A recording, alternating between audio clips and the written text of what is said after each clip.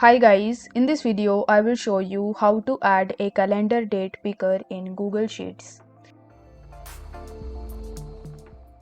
In order to do this, you first have to launch your Google Sheet in which you want to add a calendar date picker.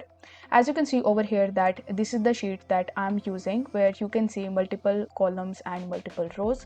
Now over here you will have to create a new section with date name, and then you will have to select the column of date just below it. Now over here you will have to hover over to data, and after that you need to click on data validation. After that you will have to click on add rule.